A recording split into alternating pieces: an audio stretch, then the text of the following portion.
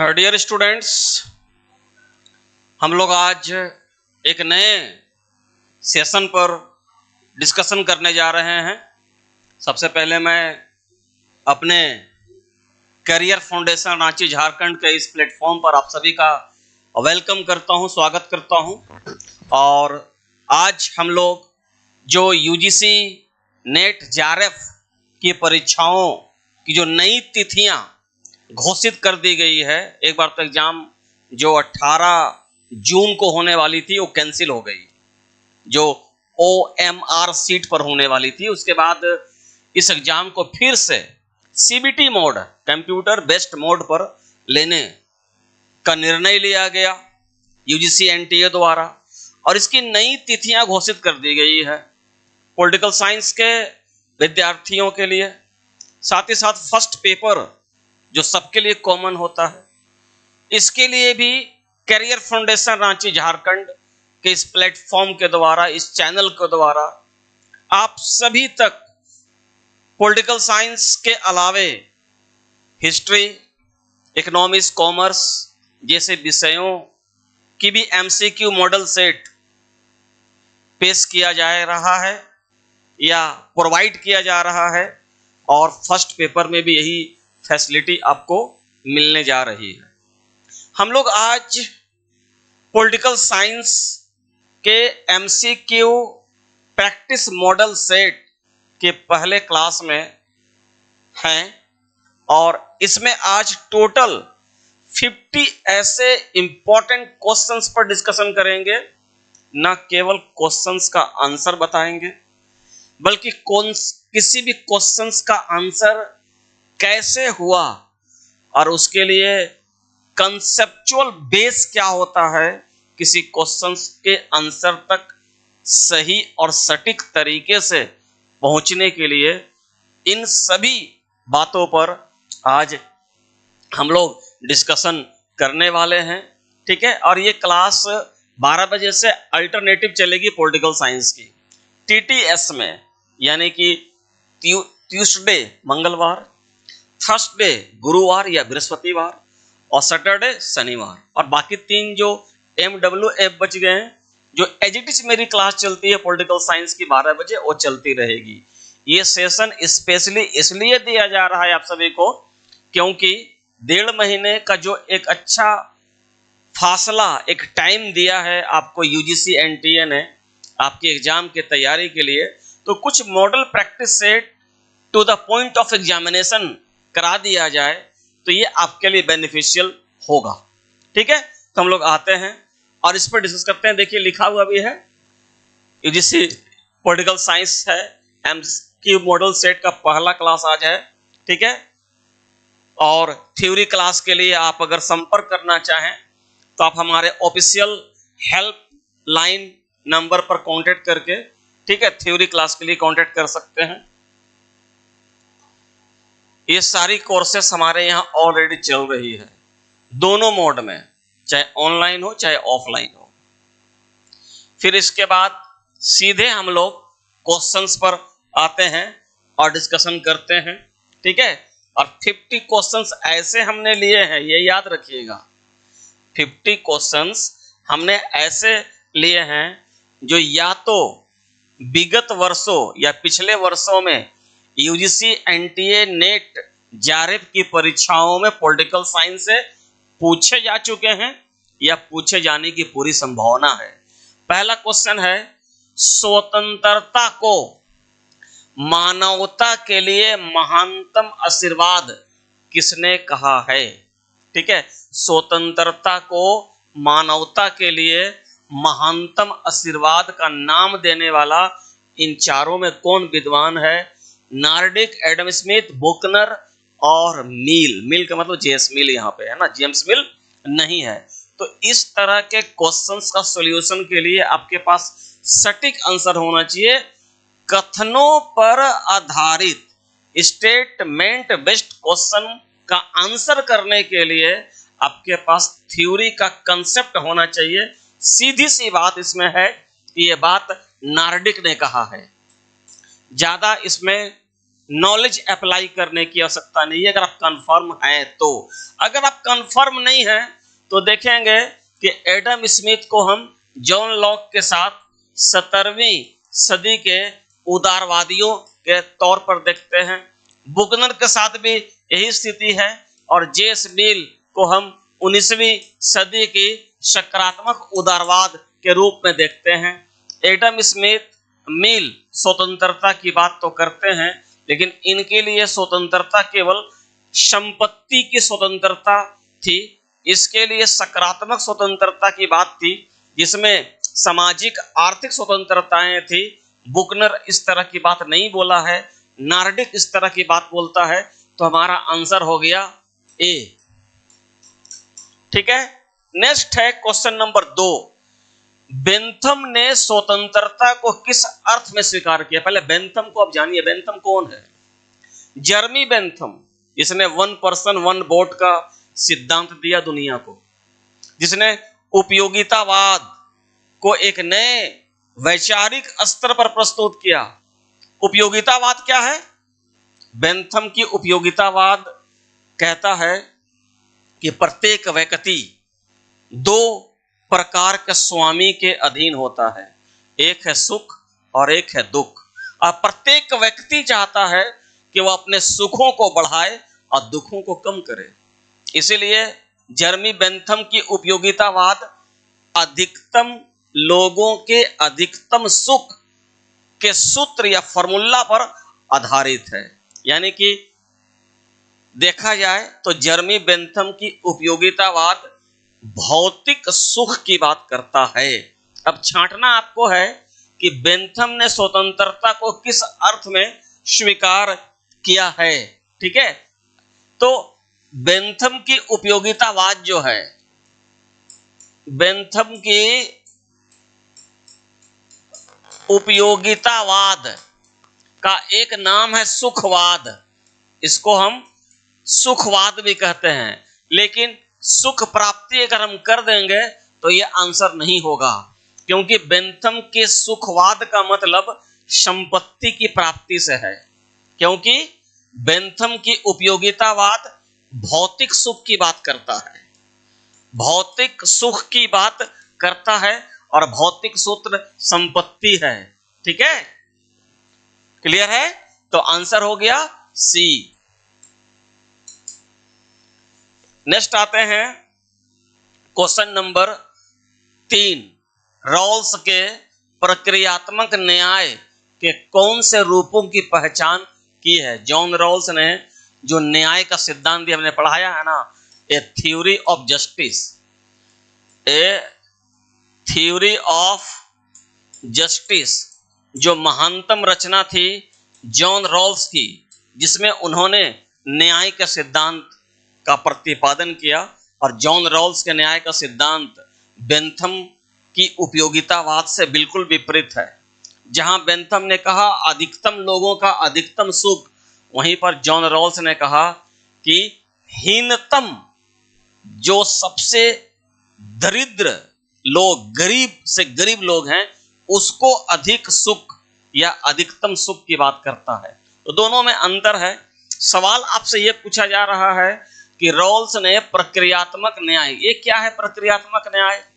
प्रक्रियात्मक न्याय वास्तव में न्याय 2 तरह की होती है, एक प्रक्रियात्मक न्याय, एक तात्विक न्याय। प्रक्रियात्मक न्याय का संबंध व्यक्तिगत न्याय से है, जो भौतिक सुख और व्यक्तिगत स्वार्थ से जुड़ा होता है। ठीक है, और तात्विक सुख सामाजिक हित या सामाजिक न्याय से जुड़ा होता है, जो पूरे समाज के हित को लेकर चलता है। ठीक है, तो रॉल्स ने प्रक्रियात्मक न्याय के कौन से रूपों की पहचान की थी? पूर्ण प्रक्रियात्मक न्याय, अपूर्ण प्रक्रियात्मक न्याय, शुद्ध प्रक्रियात्मक न्याय, अशुद्ध प्रक्रियात्मक न्याय। ये क्वेश्चन नंबर 3 है। ठीक है, तो इसमें किसी किसकी पहचान किया है? एक उन्होंने पहचान किया था अपूर्ण प्रक्रियात्मक न्याय, शुद्ध प्रक्रियात्मक न्याय, और एक किया था अशुद्ध प्रक्रियात्मक न्याय। इसकी पहचान जॉन रॉल्स ने नहीं की थी। इसके हिसाब से आंसर ये हुआ 2, 3, 4। याद रखिएगा। कि जॉन रॉल्स ने प्रक्रियात्मक न्याय को जो पहचान की है उसमें ये तीनों शामिल है, 2, 3, 4 ये शामिल नहीं है, इसलिए आंसर 2, 3, 4 सी हो गया। ठीक है, आगे आते हैं। अब देखिए कि किसका कथन है कि मजदूरों का कोई देश नहीं है। अब आपको ये दिमाग लगाना होगा कि अगर कोई कहता है कि दुनिया के मजदूर एक हो जाओ, तो जाहिर सी बात है कि दुनिया का कोई एक मजदूर, दुनिया के मजदूरों का कोई एक देश नहीं होगा। जो ये बात कहेगा कि दुनिया के मजदूर एक हो जाओ, वही ये बात कहेगा कि मजदूरों का कोई देश नहीं होता। और ये किसने कहा? सबको पता है, पॉलिटिकल साइंस के एक बेसिक नॉलेज रखने वाले स्टूडेंट को भी ये पता है कि ये बात कहा है कार्ल मार्क्स ने। तो आंसर हो गया कार्ल मार्क्स। नेक्स्ट है, रॉल्स ने न्याय सिद्धांत के अंतर्गत न्याय के कौन कौन से लक्षण स्वीकार किए हैं? जॉन रॉल्स ने अपने न्याय के सिद्धांत के अंतर्गत न्याय के प्रमुख सिद्धांतों या लक्षण, उसकी विशेषताओं को जो स्वीकार किया, कौन कौन है आपको चुन के यहां बताना है आंसर के तौर पर। क्वेश्चन नंबर 5 है। ठीक है, क्या क्या बताया है देखिए 5, क्वेश्चन नंबर 5। न्याय समाज का प्रथम सद्गुण है, यह सही बताया है। प्रक्रियात्मक न्याय की प्रधानता को स्वीकार किया है और सामाजिक न्याय के सरोकार को भी स्वीकार किया है, लेकिन राजनीतिक न्याय की प्रमुखता को उसने स्वीकार नहीं किया है। अपने न्याय के सिद्धांत की विशेषता बताते समय 1, 2, 3 सही है। देख लीजिए कहां पे है, ये देखिए डी में है 1, 2, 3, ये आपका करेक्ट आंसर है, ये आपका करेक्ट आंसर है। चलिए आगे आते हैं। क्वेश्चन नंबर 6, निम्नलिखित का आरोही क्रम कोटों की सहायता से चुनिए। आरोही यानी कि नीचे से ऊपर की ओर। अशोक मेहता समिति का गठन हुआ था 1977 में, पंचायती व्यवस्था से संबंधित है सभी। बलवंत राय मेहता समिति का गठन हुआ था नेहरू के समय 1957 में, और LM सिंघवी समिति का गठन हुआ था आपका 1986 में, और PVK राव समिति जो गरीबी उन्मूलन से संबंधित था, ठीक है, जो गरीबी उन्मूलन से संबंधित था पंचायती राज व्यवस्था से, इसका गठन हुआ था आपका 1985 में। 1985 में राव समिति। इसके आधार पर आप क्या करेंगे कि अब देखिए, आप इसके अनुसार आप चुन लीजिए। ठीक है, इसके हिसाब से आप चुन लीजिए। क्वेश्चन नंबर 6 है। तो पहला है आपका 57 यानी कि 2, 1 चलिए मिल गया। उसके बाद है आपका ये 2 के बाद 57, फिर 1 होगा ना, 2 के बाद 1 है, ये 77, फिर 4 है 85, 86, तो आंसर हो गया बी। ठीक है, आंसर हो गया आपका ये। उसके हिसाब से देखा जाए तो 6 का बी है आंसर ना।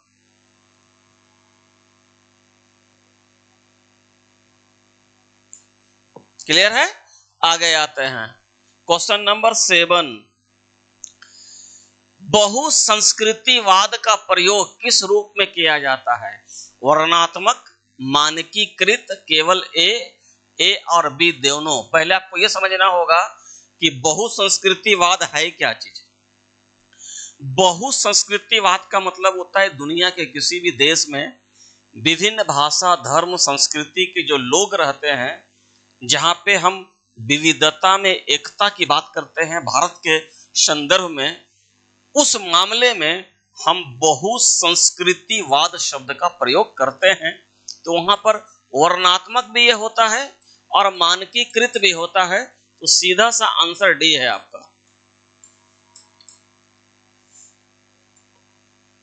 क्वेश्चन नंबर 8, पाश्चात्य देश यानी कि पश्चिमी यूरोपीय देशों में बहुसंस्कृति को किस नीति के अंतर्गत स्वीकार किया गया है? ठीक है, विकास नीति के अंतर्गत, शासकीय नीति के अंतर्गत, कार्यक्रम नीति के अंतर्गत या युद्ध नीति के अंतर्गत स्वीकार किया गया है? क्वेश्चन नंबर कितना है? 8। ठीक है, 7 हुआ कि नहीं? ये 7 था।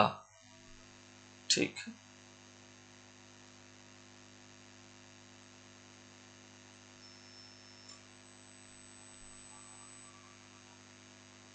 ये 7 है। ठीक है, और उसके बाद ये 8 है ना? ठीक है, तो सभी यूरोपीय देशों ने बहुसंस्कृतिवाद को अपनी युद्ध नीति के तौर पर स्वीकार किया है। क्यों? क्योंकि युद्ध के बाद ही शरणार्थियों के रूप में विभिन्न धर्म, जाति, प्रजाति के लोग एक दूसरे की सीमाओं में प्रवेश करते हैं, इसलिए। ठीक है, क्वेश्चन नंबर 9 आते हैं हम लोग। 9, स्थानीय शासन की सफलता हेतु यह जरूरी है। ये 4 पॉइंट दिए हुए हैं स्थानीय शासन की सफलता के लिए, और आपको चुनना है इसमें से ना कि कौन सही है। ठीक है, अब पढ़ लीजिए। पहला है, स्थानीय संस्थाओं पर केंद्र अथवा राज्य सरकारों का अत्यधिक नियंत्रण नहीं होना चाहिए। यह सही है, क्योंकि स्थानीय स्वशासन स्वशासन सेल्फ गवर्नमेंट का पार्ट है, तो इसमें केंद्र और राज्य का बहुत ज्यादा कंट्रोल या नियंत्रण नहीं होना चाहिए। ठीक है, क्वेश्चन नंबर 9 है ना? हाँ, क्वेश्चन नंबर 9 तो वो सही है। दलबंदी पर रोक लगाई जाए। बहुत सारे लोग कहते हैं कि स्थानीय स्तर पर पंचायतों या नगरीय निकायों का चुनाव जो है वो दलीय आधार पर हो, और बहुत लोग दलीय आधार पर करने से मना करते हैं, क्योंकि अगर स्थानीय निकायों का चुनाव दलीय आधार पर होगा तो गांव राजनीति का अखाड़ा बन जाएगा।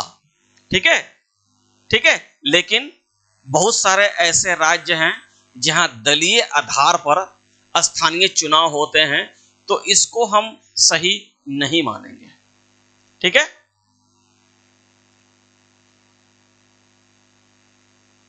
क्वेश्चन नंबर 9 है ना?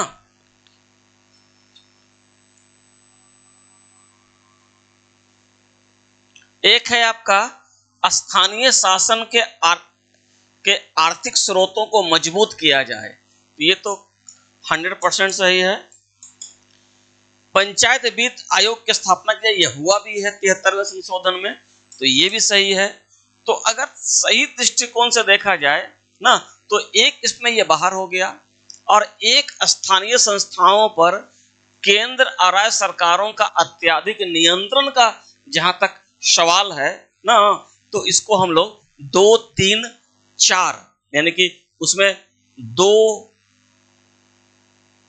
सब में है ना, देखिए 2 सब में है, तो हमारा आंसर हो जाएगा डी, 3 और 4 सही है। ऐसे करके भी आंसर निकाला जाता है। क्वेश्चन नंबर 10, निम्नलिखित में से कौन से जोड़े का मिलान सही नहीं है बोल रहा है? विधि के समक्ष समानता नागरिकों एवं गैर नागरिकों दोनों के लिए सुनिश्चित की जाती है, ये आप मानते हैं? भारतीय संविधान के आर्टिकल 14 में विधि के समक्ष समानता का अधिकार है, जो भारतीय नागरिकों के साथ साथ विदेशियों को भी प्राप्त है। ठीक है, क्वेश्चन नंबर 10। अब देखिए, किसी राज्य का नाम बदलना राज्य विधानमंडल का काम है, ये तो कभी हो ही नहीं सकता है, क्योंकि यह काम संसद का है। भारतीय संविधान का जो पहला अनुच्छेद है ना कि भारत राज्यों का संघ है, उसको छोड़ दिया जाए, तो भारतीय संविधान के आर्टिकल 2, 3, 4 में यही सारी व्यवस्थाएं दी गई है कि किसी राज्य के नाम, उसके भौगोलिक क्षेत्र, उसके सीमा में बदलने का अधिकार केवल और केवल संसद को है, और संसद मात्र साधारण बहुमत से ऐसा काम कर सकती है ना, तो ये तो गलत हो गया, क्योंकि ये काम राज्य विधानमंडल का नहीं होके संसद का है। किसी नए राज्य की स्थापना करना संसद की शक्तियां, ठीक है, अगर किसी नए राज्य की स्थापना करना है, ठीक है, तो राज्य की शक्तियां, संसद की शक्तियां उसमें काम आती है। लोक नियोजन में अवसर की समानता केवल भारत के नागरिकों के लिए सुनिश्चित है, ठीक है, ये भी सही है कि किसी नए राज्य की स्थापना पार्लियामेंट कर सकती है, ठीक है।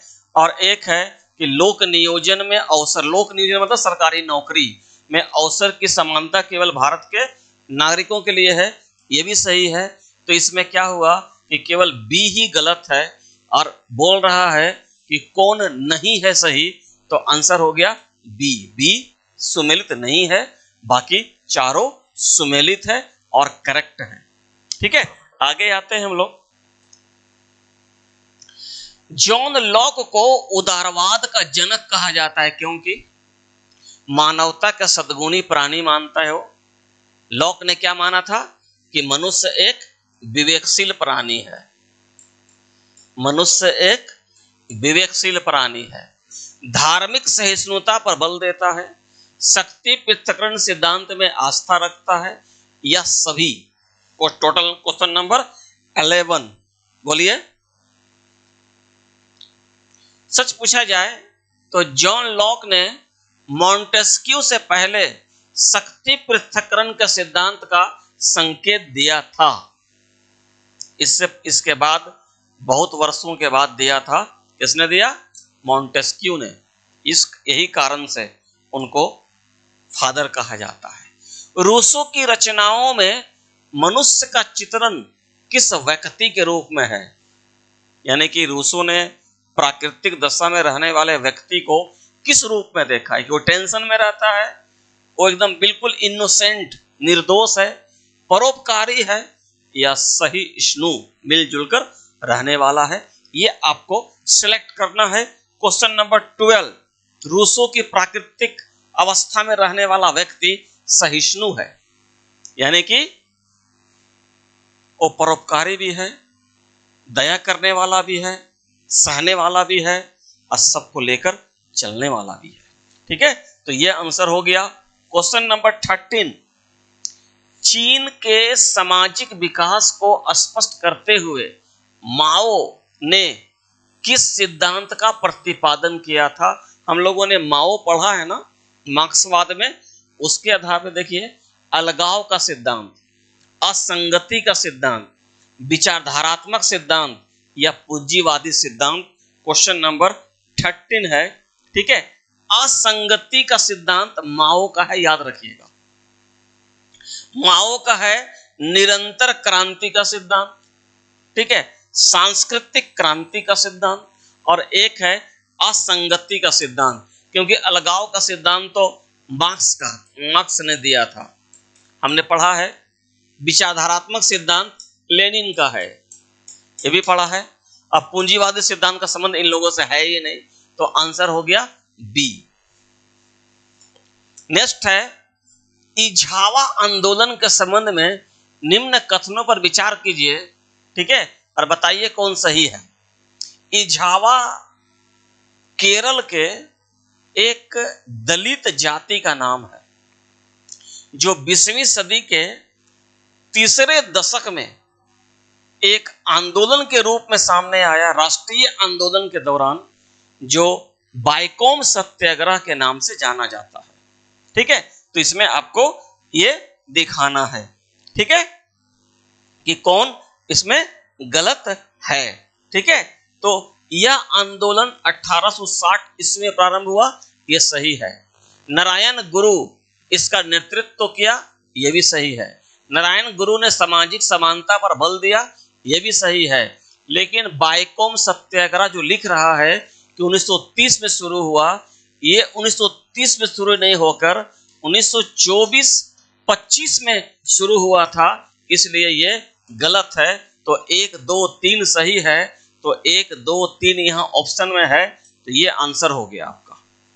क्वेश्चन नंबर 15, सुमेलित करना है, मैच करना है। एक तरफ विचार है और एक तरफ विचारक है, ठीक है। आपको मैच करना है आंसर को। क्वेश्चन नंबर 15 है, ठीक है।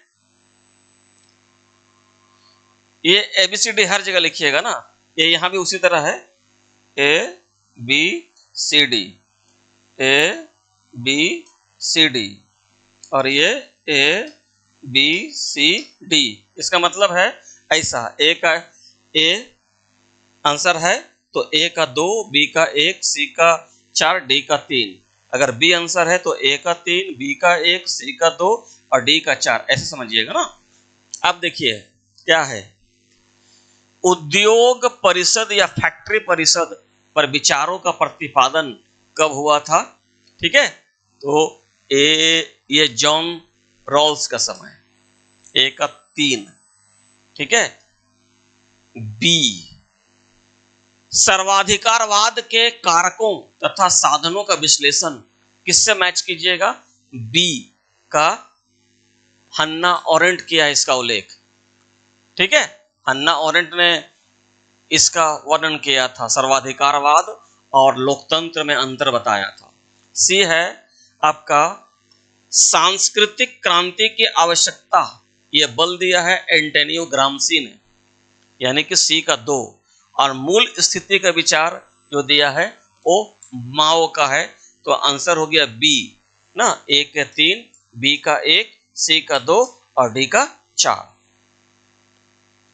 क्वेश्चन नंबर 16, भारतीय राज्य की प्रकृति के संबंध में निम्न कथनों पर विचार कीजिए और इस कोट की सहायता से सही उत्तर चुनिए। गांधीवादी प्रकृति का हमारा स्टेट है, वैधानिक प्रकृति का है, मार्क्सवादी प्रकृति का है या उदार प्रकृति का है, ठीक है। आप सिलेक्ट कर लीजिए, इजीली सेलेक्ट कर लीजिएगा। क्वेश्चन नंबर 16 है, ठीक है। एक है आपका कथनों पर विचार कीजिए।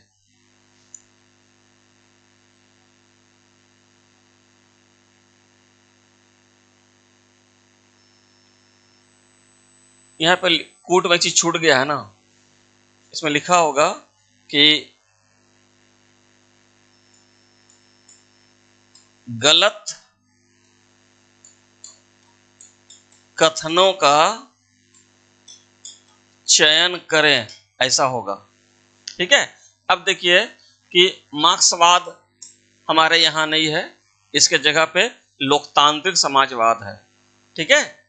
और टोटली हमारे यहां उदारवादी प्रकृति नहीं है, क्योंकि हमारे यहां प्राइवेट और ये सार्वजनिक दोनों को हमने जगह दिया है अपनी व्यवस्था में, ठीक है। तो इसमें 3,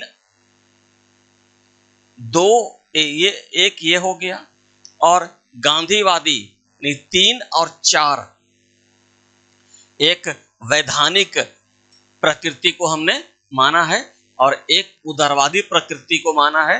तो 3 और 4 हमने गांधीवादी को नैतिक दृष्टिकोण से स्वीकार किया है, लेकिन शासन में बहुत कम स्थान दिया है। अगर राज्य की हमारी जो प्रकृति है वो गांधीवादी प्रकृति से मेल पूरी तरह नहीं खाती है, ठीक है। तो आंसर हो गया कि 3 और 4 लेके हम चलते हैं। वैधानिक प्रकृति अपने कानूनी ढांचे के अंतर्गत राज्य के ढांचे को स्वीकार किया है, और उदारवादी प्रकृति तो 3 और 4 किसमें है, देखिए ये डी आंसर है आपका, 3 और 4। आगे आते हैं, उपनिषद को वेदांग किस कारण से कहा जाता है। मत बोलिए कि हिस्ट्री का क्वेश्चन है, क्योंकि पॉलिटिकल साइंस में ना जो नया परिवर्तन हुआ था 2019 के आसपास सिलेबस, तो बहुत सारे पाठ डाले गए थे, जिसमें आपका अचरांग सूत्र पढ़ना है, उपनिषद भी पढ़ना है, प्राचीन भारत के राजनीतिक संस्था मनुस्मृति मानव शास्त्र पढ़ना है, शुक्र नीति सार पढ़ना है, महाभारत का शांति पर्व पढ़ना है। तो ऐसा क्वेश्चन आता है पॉलिटिकल साइंस में ना, ये मत समझिए कि ये तो हिस्ट्री क्वेश्चन है।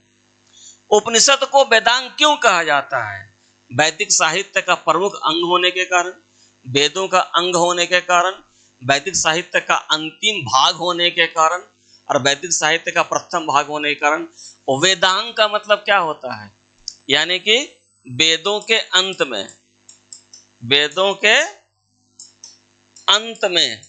अब वेदांग का मतलब वेद का अंग है, यह नहीं होता है। क्वेश्चन नंबर 17, ठीक है। अब बोलिए, एक वर्ड है, देखिए याद रखिएगा, एक वर्ड है वेदांत, ठीक है। तो वेदांत क्या है, उपनिषद है, क्योंकि इसकी रचना वेदों के बाद की गई है। लेकिन आपका सवाल वेदांत नहीं होके वेदांग है ना, तो वेदांग का मतलब क्या कि वेदों का अंग है, तो वैदिक साहित्य का प्रमुख अंग होने के कारण होगा। यह आंसर है। वेदांग और वेदांत में अंतर करना होगा, तब आंसर तक पहुंच जाइएगा। निम्नलिखित में से कौन से उपनिषद नहीं है? केन, कट, प्रश्न मुंडक, ये तो है भाई। तलवाकार, सख्यान, तैत्तिरीय, मैत्राणी, ये तो संहिता है। मांडुक्य, ऐतरेय है, छंदोग्य भी है, तो ये आपका संहिता है। अब बाकी तीनों उपनिषद है, मैत्राणी संहिता, तैत्तिरीय संहिता, तो आंसर हो गया बी, ये उपनिषद नहीं है। राष्ट्र राज्य के निर्माण का समर्थन किसने किया? राष्ट्रीयता, रोमन साम्राज्य, या ए और बी दोनों, या डी कोई नहीं इनमें। क्वेश्चन नंबर 19 है आपका, ठीक है। राष्ट्र राज्य के निर्माण का समर्थन इनमें से कौन किया? राष्ट्रीयता की भावना, स्वयं राष्ट्र की भावना नहीं है, रोमन साम्राज्य नहीं है, ए और बी दोनों नहीं है। सच पूछा जाए तो राष्ट्र राज्य की अवधारणा सबसे पहले मैकियावेली द्वारा प्रस्तुत किया गया, और उसके बाद हीगेल द्वारा राष्ट्र राज्य के सिद्धांत को चरम सीमा तक पहुंचाया गया। इसका मतलब है कि ये तीनों इसमें नहीं है, तो आंसर हो गया डी। सबसे पहले राष्ट्रीयता का क्या आधार था? धर्म था, भाषा था, संस्कृति थी, या निवास स्थान था? क्वेश्चन नंबर 20 आपको बता रहा है, 20। सबसे पहले हम राष्ट्रीयता की पहचान, जैसे मान लिया जाए हम लोग भारतीय इतिहास में पढ़ते हैं आर्य की पहचान धर्म के नाम पर, संस्कृति के नाम पर, जाति के नाम पर, या उनके निवास स्थान के नाम पर ना होकर इनकी पहचान होती है भाषा, परिवार के आधार पर। इसलिए भाषा सबसे इंपॉर्टेंट है। आप किसी जाति प्रजाति की पहचान उसकी भाषा के आधार पर ज्यादा करते हैं। स्टार्ट में भाषा आधार बना, बाद में उनकी संस्कृति बनी, बाद में कई चीजें जुड़ गई उसके साथ, तो आंसर है बी। भारतीय राजनीति में राजनीतिक दलों के महत्वपूर्ण कार्य कौन कौन हैं? अब चुनना है आपको ना, देखिए लिखा हुआ है कौन सही है।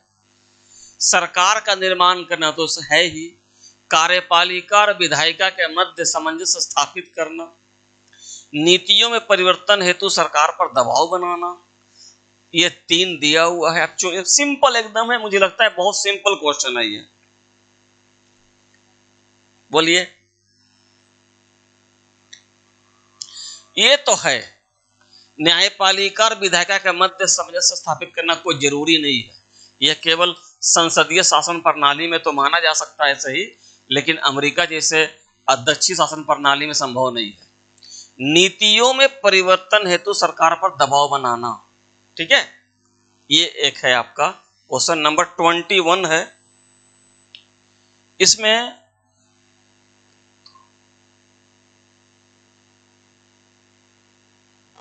स्थापित करना, नीति, सरकार पर दबाव बनाना,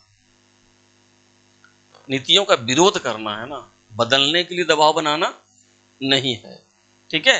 तो आंसर दे रहा है आपका यूजीसी ए को मान रहा है, तो हम लोग भी ए ही मानेंगे। नेक्स्ट है, निम्नलिखित में कौन से भारत के राष्ट्रीय राजनीतिक दल है? भारतीय राष्ट्रीय कांग्रेस, राष्ट्रवादी Congress party, Bahujan Samajwadi party, Janata Dal United. Question number 22 है ना। अगर मैं करंटली बात करूं 2024 की, ये क्वेश्चन तो हालांकि पुराना है, ठीक है। 2024 में चुनाव आयोग ने 6 राष्ट्रीय दल और लगभग 57 है आपका टोटल, हाँ 57 क्षेत्रीय ये या राज्य स्तरीय दल के रूप में मान्यता दिया है चुनाव आयोग ने। इस दौरान अगर देखा जाए तो 22 का आंसर क्या होना चाहिए, ठीक है। भारतीय राष्ट्रीय कांग्रेस अभी तो है, अगर अभी माना जाए तो है, लेकिन जब क्वेश्चन आया था प्रीवियस का उस समय नहीं था, और यूजीसी ने इसका आंसर माना है 1, 2, 3। लेकिन अभी के हिसाब से देखा जाए ना तो राष्ट्रीय कांग्रेस बन गई है और राष्ट्रवादी कांग्रेस, ठीक है। तो हम मान सकते हैं कि 1, 2, 3 अगर यूजीसी को मानेंगे तो आंसर ये है, लेकिन अगर वर्तमान समय में मानेंगे ना तो आपका 1 ये होगा, राष्ट्रीय कांग्रेस 2 होगा, ठीक है, 1 और 2। और जो शरद पवार वाली है राष्ट्रीय रांकापा कांग्रेस पार्टी, ये नहीं होगा और ये भी नहीं होगा, तो 1 और 4 जो कहीं नहीं है। अगर अभी के हिसाब से देखा जाए तो 1 + 4 आंसर है, और जब क्वेश्चन पूछा गया था तो आंसर दे रहा है इसको, दोनों को याद रखिए आप। अधिकारी तंत्रीय प्राधिकारवाद यानी कि नौकरशाही, ठीक है। नौकरशाही का विश्लेषण किसने किया? हम लोग सब जानते हैं कि नौकरशाही का सबसे पहले समाजशास्त्रीय विश्लेषण जर्मन समाजशास्त्री मैक्स वेबर ने किया सबसे पहले, लेकिन सबसे पहले तो पूछ नहीं रहा है वो, ठीक है। 23,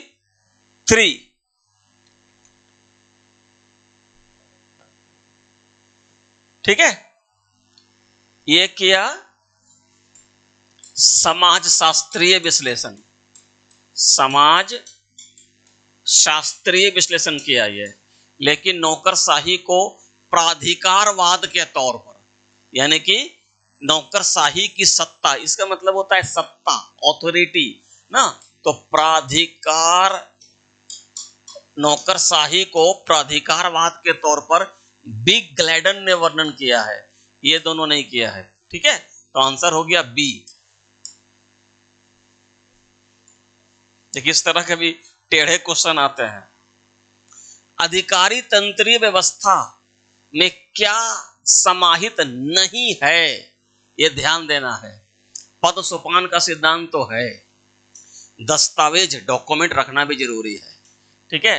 प्रबंध के उपकरण यानी कि पोस्ट कॉर्प को अपनाना भी जरूरी है, ठीक है।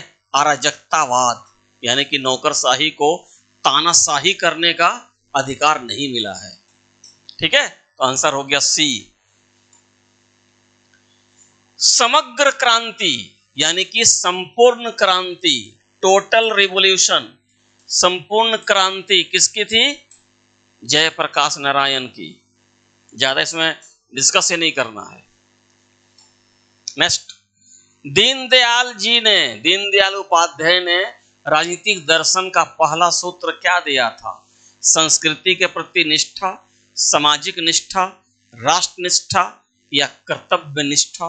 क्वेश्चन नंबर 26 है। उन्होंने अपनी संस्कृति के प्रति निष्ठा की बात कही थी। नेक्स्ट है, तुलनात्मक राजनीतिक व्यवस्थाओं में किन देशों की व्यवस्थाओं का अध्ययन किया जाता है? विकसित देश की व्यवस्थाओं का, विकासशील देश की व्यवस्थाओं का, समाजवादी व्यवस्थाओं का। जाहिर सी बात है, सिंपल क्वेश्चन है ये, इसमें ज्यादा डिस्कशन करने की आवश्यकता नहीं है। बताइए कि तुलनात्मक राजनीतिक व्यवस्था में किन देशों की व्यवस्थाओं का अध्ययन किया जाता है? जब ये क्वेश्चन पूछा गया था ना, अगर आपको ये पूछा जाए कि परंपरागत तुलनात्मक राजनीति में किन देशों का तुलनात्मक अध्ययन किया जाता था, तो आंसर होगा ए, अगर परंपरागत नहीं लिखता है ना तो आंसर होगा सब। क्लियर है? नेक्स्ट, ये अब मैच करना है। ठीक है, यहां भी गलती लिखा गया है, यहां लिख देता हूं मैं A B C D, A B C D, A B C D. ठीक है, क्वेश्चन नंबर 28।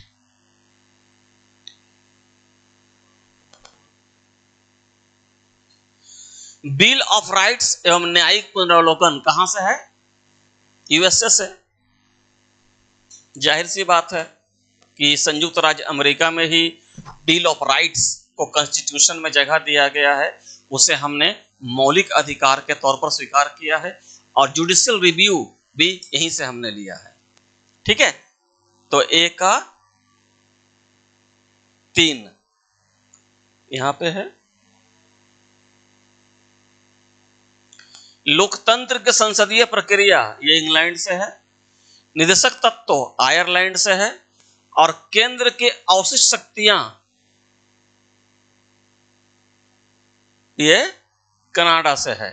तो मिला लीजिए आप, यानी कि क्या हुआ, ए का 3, ठीक है, बी का नहीं, बी का 1 है ना, तो 1 3 1, ठीक है, वो है आपका एससी का 2, नीति निदेशक तत्व आयरलैंड 2, ठीक है, तो ये मिल गया आपका, देखिए ना, डी आंसर है। ठीक है, ए का 3, बी का 1, सी का 2 और डी का 4। Question number 28।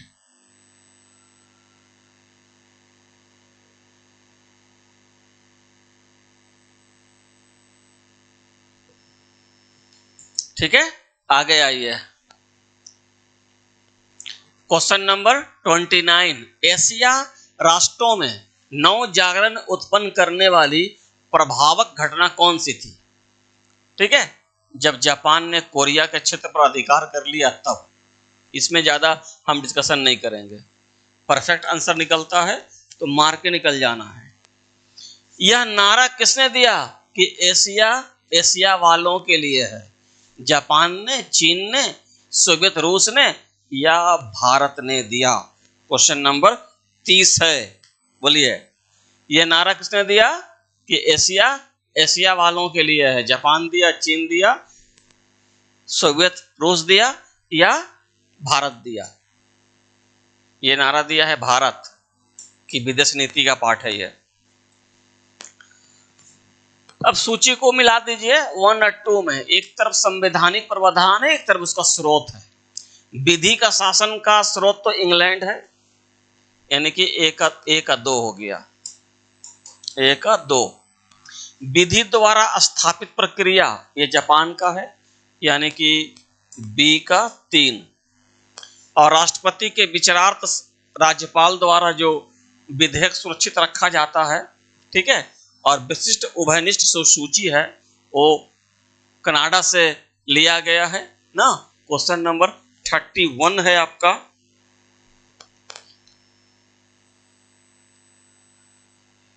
इसे भी लिख लीजिए ना, फिर मुश्किल होगा आपको। A B C D, A B C D, A B C D. Question number 31 है ना, यानी कि ए का 2, बी का आपका नहीं होगा, बी का हो गया आपका ये जापान, तो बी का 3, बी का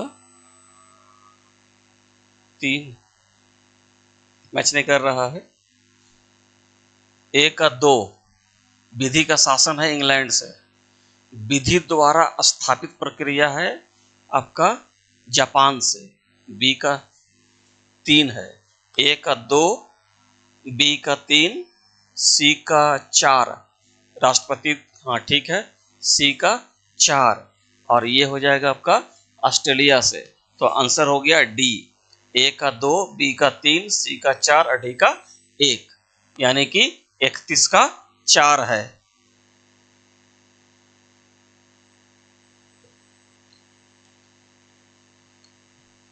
31 का 4 है। भारत का राष्ट्रपति राष्ट्रीय आपातकाल की घोषणा कर सकता है कब? हथियारबंद विद्रोह के आधार पर, बाहरी आक्रमण के आधार पर, युद्ध के आधार पर, उपरोक्त सभी वर्णित सभी कारणों के आधार पर बोलिए। क्वेश्चन नंबर 32 तो सिंपल है। संवैधानिक दृष्टिकोण से देखा जाए तो 352 बाहरी आक्रमण की संभावना की बात करता है। आंसर बी है। अटलांटिक चार्टर जो सेकेंड वर्ल्ड वॉर के दौरान ब्रिटिश प्रधानमंत्री चर्चिल द्वारा रखा गया था, किन्हें आत्मनिर्णय के अधिकार प्रदान करने का संकल्प पारित किया? सभी सजातीय अल्पसंख्यकों को, सभी धार्मिक अल्पसंख्यकों को, सभी भाषाई अल्पसंख्यकों को, या सभी उपनिवेशों को? बोलिए। 33 है। यह किया था सभी सजातीय अल्पसंख्यकों को। अभिप्रेरणा का बहुउद्देशीय सिद्धांत, ये पब्लिक एड से क्वेश्चन आ रहा है आपका ना। अभिप्रेरणा का बहुउद्देशीय सिद्धांत यह बताता है कि व्यक्ति एक नहीं अनेक आवश्यकताओं के कारण कार्य करता है। आवश्यकताओं के अनेक भागों में बांटा जा सकता है। ठीक है, ये किसका है? अब्राहम मास्लो का इशारा कर रहा है। ये अब्राहम मास्लो का जो आवश्यकता की क्रमिकता का सिद्धांत था कि आवश्यकताएं एक क्रमिक तौर पर हमारे सामने आती है। तो पहला आता है जीवन संबंधी आवश्यकताएं, ठीक है। उसके बाद सुरक्षा आता है, सुरक्षा यहां दिया हुआ नहीं है। तो आत्मसम्मान सबसे लास्ट में आता है, ठीक है। 1 4 मिला लेते हैं एक बार हम लोग। 34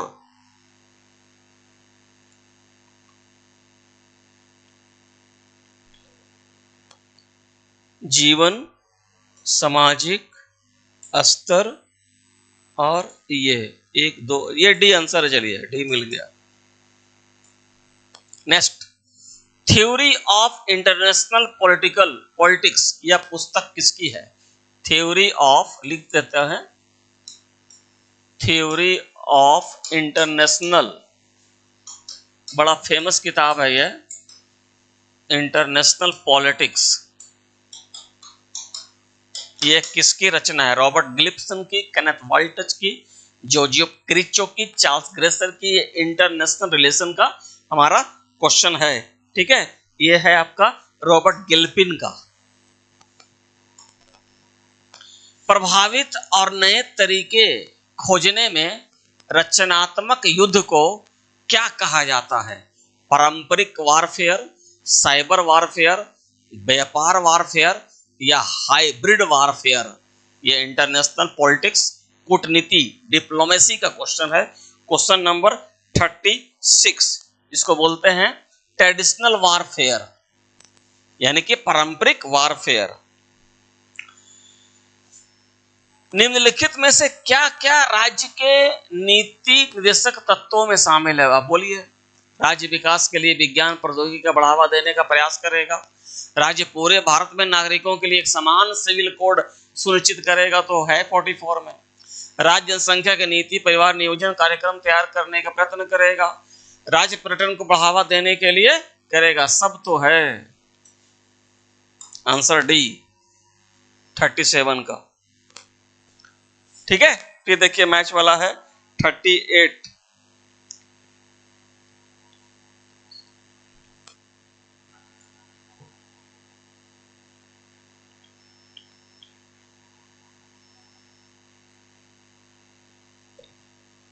चलिए आगे है 38, नहीं 38 नहीं 37 ना है, 37 का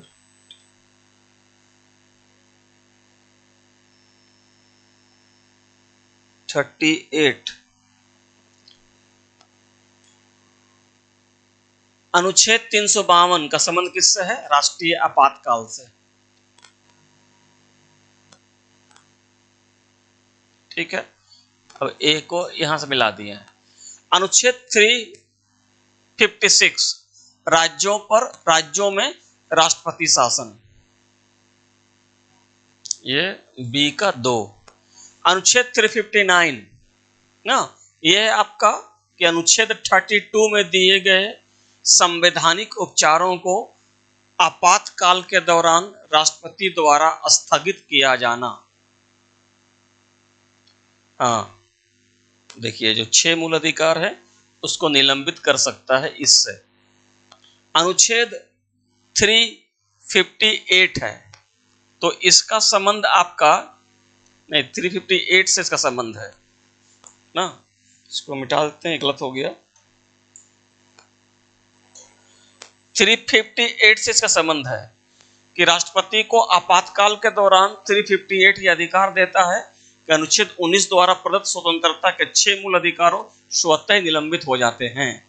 एक बच रहा है 359, तो इसमें क्या है 359 में कि अनुच्छेद 32 में जो संवैधानिक उपचारों का अधिकार है उसे निलंबित करने के लिए बोला गया है, और ये ऑप्शन इसमें है ही नहीं, देखिए कहीं नहीं है,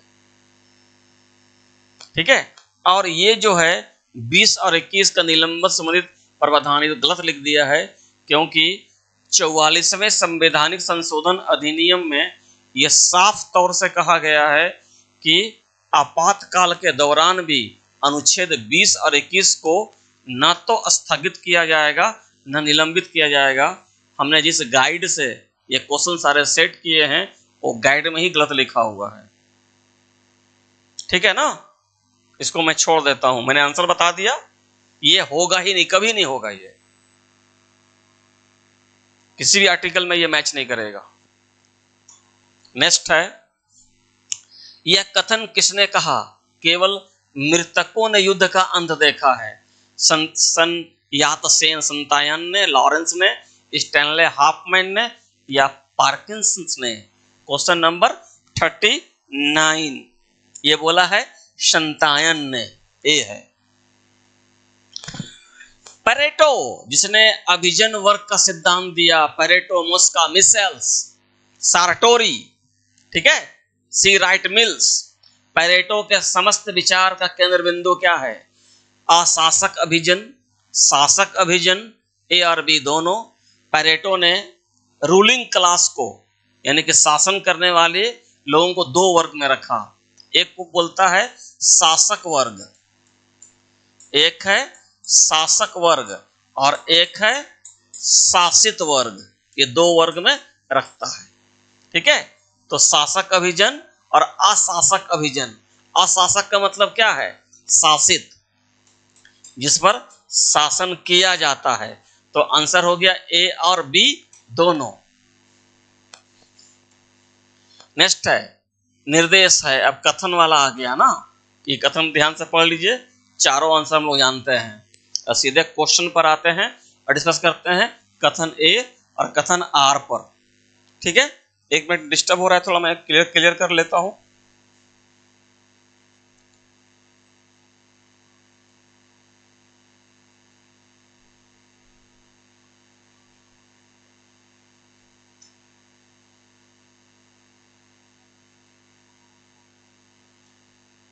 चलिए आप लोग भी आंसर दे रहे हैं ना, चलिए बहुत अच्छी बात है अगर आप लोग आंसर दे रहे हैं तो,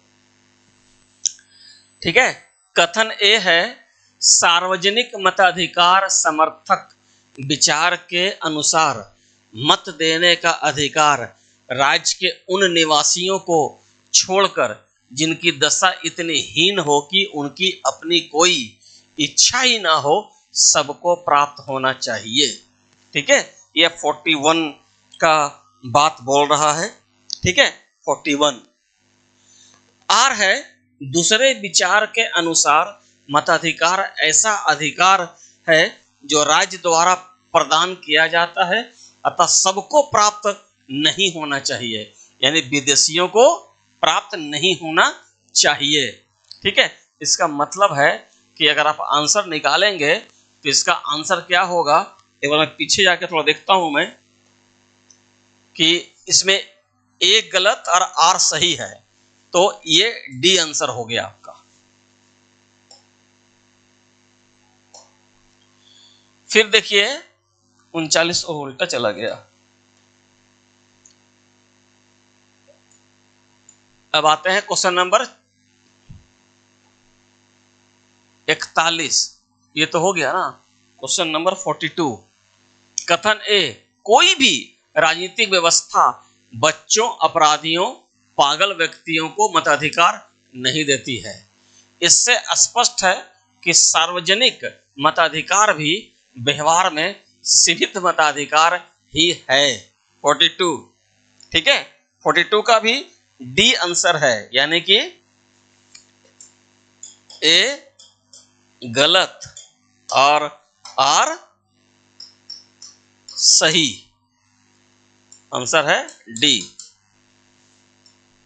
नेक्स्ट है, निर्वाचन आयुक्त हटाया जा सकता है कैसे? मुख्य निर्वाचन आयुक्त द्वारा, प्रधानमंत्री द्वारा, मुख्य निर्वाचन आयुक्त के परामर्श पर, राष्ट्रपति द्वारा। स्वाभाविक है।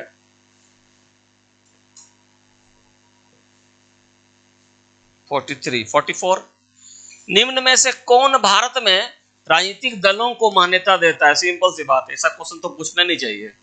भारत का निर्वाचन आयोग, इलेक्शन कमीशन। एडम स्मिथ के अनुसार विकास निम्न में से किसका संगठन प्रतिफल होता है? भूमि का, श्रम का, पूंजी का या सभी का? हमने क्या बताया था मार्क्स में? श्रम का। रिकार्डो ने क्या बताया? श्रम का। क्वेश्चन आ गया एडम स्मिथ से, ठीक है। क्वेश्चन नंबर 45 देख लीजिएगा, ये सब है इसके लिए। आंसर है डी। लिकट ने 4 प्रकार की व्याख्या दी है, वह निम्न में से कौन सी है? स्वार्थी, सर्वसत्ताधारी, हितैषी, परामर्शदर्शी, सहभागी और कर्तव्यनिष्ठ।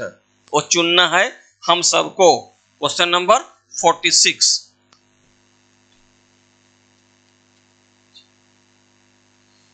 तो ये है, 2 है और 3 नहीं है, ये है, ये है, तो ये हटा दीजिए। तो 1, 2, 4, 5 आंसर है। ये देखिए कहाँ पे है, ये देखिए डी में है, 1, 2, 4, 5। इसको पढ़ना होगा, तो थ्योरी है, ऐसा ही नहीं कर लीजिएगा। मैच है, ये वैश्वीकरण, ग्लोबलाइजेशन का विवरण, और एक तरफ लेखक है, आपको सजाना है, ठीक है। 47,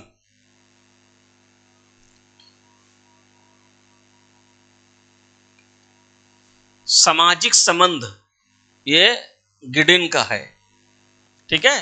47, और दूसरा का है आपका बी का, विश्व अर्थव्यवस्था का एकीकरण, तो ये है गिडपिन का। और क्षेत्रीकरण आपका है सॉल्टे का, और समय क्षेत्र दबाव है हार्वे का। मिला लीजिए, यानी कि ए का 2, बी का 3 और सी का 4 और डी का 1। देखिए यहाँ डी में मिल रहा है, ये आंसर हो गया। कथन ए, संयुक्त राष्ट्र संघ की सदस्यता के संबंध में चार्टर मौन है। कथन आर, यह सदस्यों की सदस्यता के प्रत्याहार करने की न तो आज्ञा देता है और न मना करता है। यूएनओ के चार्टर में ये चीजें हैं। क्वेश्चन नंबर 48 है आपका ना, 48।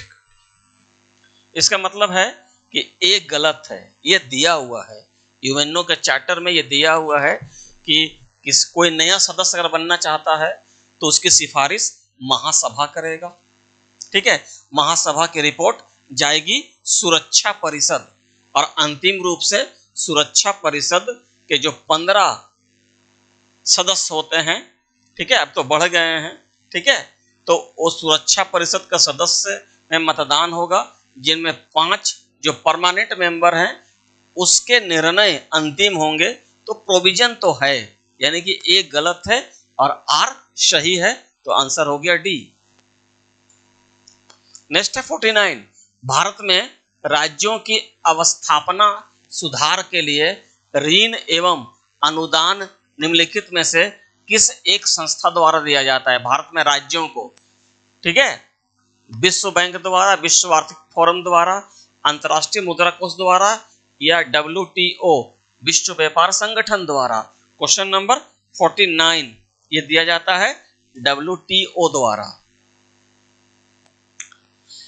हरा सूचकांक यानी कि ग्रीन इंडेक्स, ये पर्यावरण को दिखा रहा है ना। ग्रीन इंडेक्स विकसित किया गया है कहां, किस देश में? Question number 50। संयुक्त राष्ट्र संघ पर्यावरण कार्यक्रम द्वारा, अंतर्राष्ट्रीय मुद्रा कोष द्वारा, विश्व बैंक द्वारा। ठीक है, इसका यूजीसी आंसर माना है कोई नहीं। ये आंसर है, कुछ आंसर बदले हुए हैं, जो गलत दिए हुए थे उसको हमने सुधार दिया है। ठीक है, और टीटीएस में हमारी क्लास है। ठीक है, इसका मतलब है कि परसों हमारी फिर एमसीक्यू क्वेश्चन का ये मॉडल सेट होगा, जो आगामी यूजीसी नेट पॉलिटिकल साइंस की परीक्षाओं के लिए बहुत ही लाभदायक, बेनिफिशियल होगी। अगर आप करियर फाउंडेशन के साथ नेट जेट की तैयारी करने के लिए हमारे साथ जुड़ना चाहते हैं, ना केवल पॉलिटिकल साइंस में बल्कि हिस्ट्री में भी, ठीक है, या फिर और सब्जेक्ट में, तो आप जुड़ सकते हैं। ठीक है, थैंक यू।